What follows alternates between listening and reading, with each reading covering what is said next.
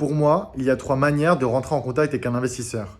La première manière, c'est une relation déjà préexistante. Vous avez déjà construit du lien avec un investisseur. Il va vous suffire de continuer à entretenir cette relation. Et comment entretenir cette relation? Ça peut passer par différentes choses.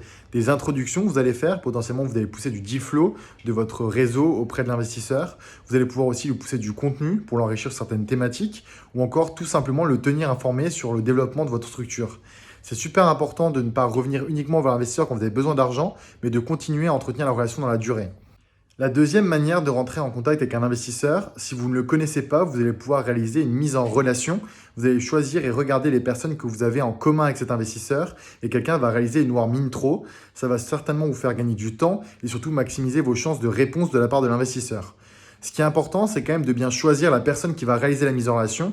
Essayez de privilégier une personne qui est du même secteur que le vôtre, elle sera plus pertinente dans la mise en relation, ou encore une personne qui a une relation assez privilégiée avec l'investisseur pour encore une fois maximiser vos chances de rendez-vous avec ce dernier. La troisième manière de rentrer en contact avec un investisseur, si vous ne le connaissez pas déjà, si vous n'avez personne en commun, ça va être de passer par un call d'email, donc tout simplement un email ou un message sur LinkedIn en essayant de retenir son attention ou d'être percutant. Ce qui est important à avoir à l'esprit, c'est que sur ce type de message, les investisseurs en reçoivent par centaines. Il va donc falloir essayer de se différencier des autres. La première chose à ne pas faire est de ne surtout pas être trop long, trop exhaustif, donner trop d'informations. Il va au contraire falloir essayer de choisir les informations clés, les métriques les plus percutantes qui donneront envie à l'investisseur d'en savoir plus. Encore une fois, c'est là qu'il est aussi important de bien comprendre la personne que vous avez en face de vous.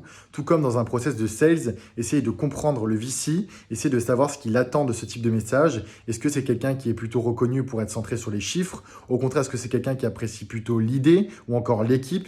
Essayez de comprendre ce paramètre-là pour réaliser le message qui est le plus adapté à cet investisseur. Un dernier mot pour la fin, c'est de ne pas hésiter à faire preuve d'originalité pour se différencier, mais aussi à rester authentique sur ce que vous êtes. Encore une fois, si un investisseur doit vous financer, vous allez construire une aventure dans la durée avec lui, donc n'hésitez pas à rester qui vous êtes et à le faire de la manière dont vous vous sentez le plus à l'aise. C'est très certainement celle qui fonctionnera le mieux.